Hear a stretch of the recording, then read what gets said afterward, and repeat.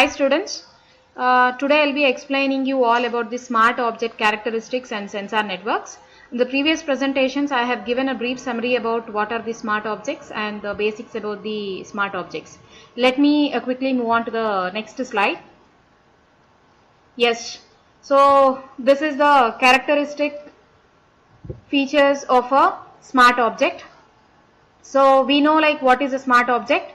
It's all about the enhanced interaction with respect to the other object or with respect to the people. That is the role of a smart object. And here we could see a diagram with 4 characteristics. So number 1, it is about the sensor and the actuator, communication device, and we could see about the memory and then processor. So the 4 characteristics here are processor, memory, sensors and actuators. Right. So yes, so sensors and actuators, we know the role played by both of them. Sensors will measure the data and actuators will gain the control over the data which is being measured by the sensors. So through these sensors and actuators only the smart object will be able to communicate with the other part of the world. It is not like the smart object will have only a single sensor or single actuator. It may have multiple number of sensors and then actuators as per the requirement of an application. In the same manner, processing unit. Yes. So here processing unit plays a vital important role because the data which is retrieved by the sensor, that has to be processed and that has to be analyzed properly for further part of the utilization for different types of applications. Yes, so the data which is retrieved, that has to be processed and that has to be analyzed, everything will be happening under the processing unit. And yes, and this processing unit will communicate with the control signals. Who will generate the control signals? There is a common processing unit which we know called microcontroller. Here I am mentioning it as a microcontroller. So microcontroller is a specified processing unit for us. So that will take care about the communication and the coordination. So this microcontroller will be equipped with the communication system as well as with the power systems. You can see in the leftmost part of the diagram communication devices. So see here there is an indicator, signal indicator, where it will receive the instructions and receives the signal and sends that to the different part of the network. And we know the actuator here you could see, which is mainly used to perform the task and wherein which it will gain the control on the device by changing different variables. Sensors will be measuring the data based on the type of the sensor what we are using. Yes, so here we use a processing unit which is a microcontroller, right, which is mainly used for the coordination as well as for gaining the communication, right, within the network. So all these are the specific characteristic features of the smart object. And yes, depending on the type of the application, right, depending upon the type of the application what we use, the number of devices may be increased. So here one more thing I would like to say. So microcontroller means it may be having different types of components again, like memory. You could see in the diagram, right? Memory, peripherals and etc. etc. you could see. And mainly all these will be equipped with this smart devices.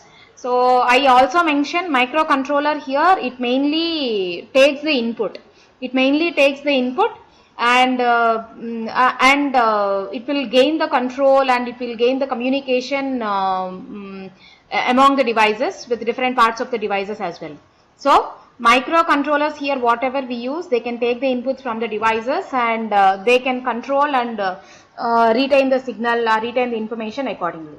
So all these are the 4 characteristic features, right? Processing unit, memory, actuator you could see, sensor you could see, communication device you could see, and the embedded object, embedded system you could see here. So all these are the characteristics of a smart object. Let me move on to the next part of the smart objects, trends in the smart objects. So there are various trends in the smart objects, depends upon different variables. and see, these kinds of smart objects are completely dependent on different types of applications, and also they may vary as per the application requirement. Means the variables of these smart objects will vary as per the requirements. Right, let us see what are all the trends here. So there are various trends as per the impact, right, as per the impact of the trends in this IoT. So first thing is about the increasing or decreasing the size. See, here I could say like these are the impacts. Impacts are nothing but it may be a positive impact or it may be a negative impact, right? So communication part may be increased here and we are improving here. That may be one of the major impact with respect to these smart objects. That was the latest trend, right? Communication abilities will be so the and also the standards of the communication will be improving.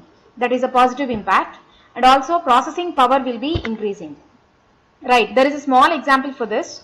Always I used to say about there are two types of processors which we are using in our laptops, AMD and the Dell processor. The processing power of the Dell system may be high, and the processing power of the AMD comparatively Dell it may be less.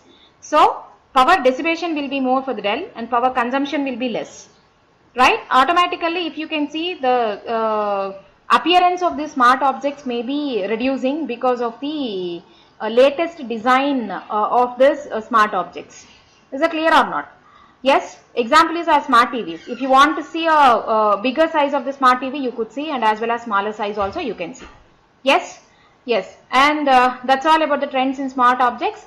These are depends upon different types of application and different types of variants. The next one is about the sensor networks. So sensor network, before we go, we need to know the combination of sensor and the actuator network. So sensor and the actuator network together, right? We could see as per the application we can work with the sensor and then actuator network. So together we can call it as a SANET, right? Network sensors will sense and measure the environment information. Actuators will act accordingly on that particular environment. They will gain the control on the environment, right? And both of these two will have a proper coordination, and they will be used for the communication purpose, right? But there are some more challenges when we are using because of the quantity of the sensors and the actuators, right? And they may be having different diversities and different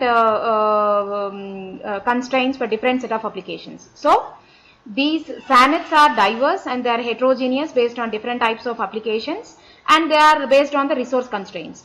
So if I am using these type of SANETs in the home, smart homes, then the role played by the sensors will be different. Again, the sensors, whatever I may be used in the home, may behave differently for different applications. Again, I can use same type of sensors by assigning different role in the different application area. Example, I may use the pressure sensor in the microwave oven, and as per the conditions whatever I give, accordingly the food item has to be baked. In the same manner, same kind of pressure sensor I may use in the smartphone to detect my thumb when I touch my screen. So accordingly the application will run. So sensors and actuators together we can call like these are the key role elements in the wireless sensor network as well as in the IoT. And I told the role played by the IoT and WSN. WSN is apart from IoT roof, right? So here we need to know there are practical challenges when we are using these smart devices, as well as some of the advantages also I mentioned. When I mentioned the trends in the smart objects, there are the positive impacts with respect to these constraints. So there are the positive impacts on the IoT with respect to these constraints. Yes. So now I explained you all about the sensor networks. So in the next slide, let me explain about the sensor networks. There are some advantages and disadvantages when we are using these sensors within the network. So the advantages may be, yes, implementation cost may be less based on the type of the sensors we are using. See, now the same sensor, basic level of basic type of sensor we may get, and also the high quality sensor also we will get. So what exactly I mean to say is, based on the type of the sensor, we can see the implementation cost. So with the help of these sensors, implementation cost as usual it may reduce for your application, and depends upon the type of the sensor, the quality of the sensor, it will be used for the long time maintenance. And it will be very flexible when we are using the sensors and then actuators within the network, because like wherever the humans cannot be able to reach, in that particular places you can deploy the network by using these devices and you can get the information. So implementation cost will be less based on the type of the sensor and the type of the network what you are using, and the maintenance will be easier, and also deployment of that particular network and the flexibility of the network will be easier, right? And if you know the specification of these type of sensors, you can use it for the wider range of networks, and you can enhance the networks also, right?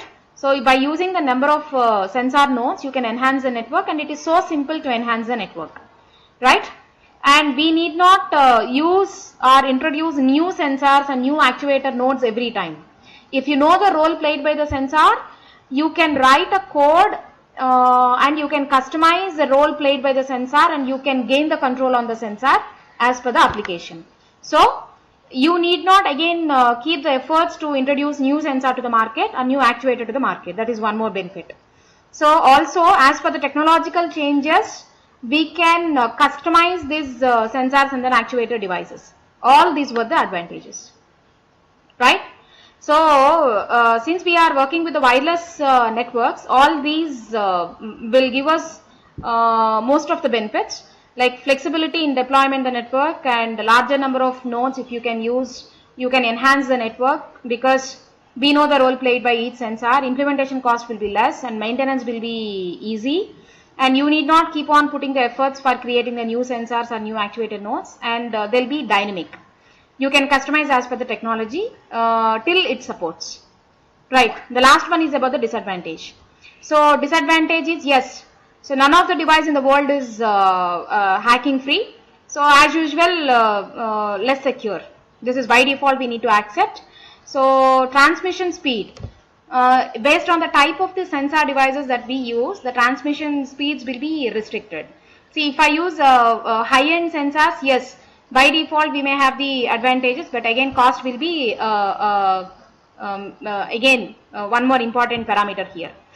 Yes, so transmission speed will be affecting, that is one more thing. And further, because of either of this parameter, less secure transmission speed, again the other part of the environment wherever these nodes are deployed will be affecting.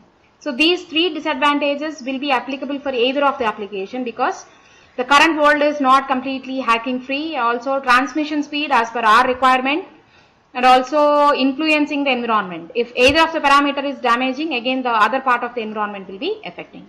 That's all about this presentation, and we'll continue about the sensor networks in the next presentation. Thank you.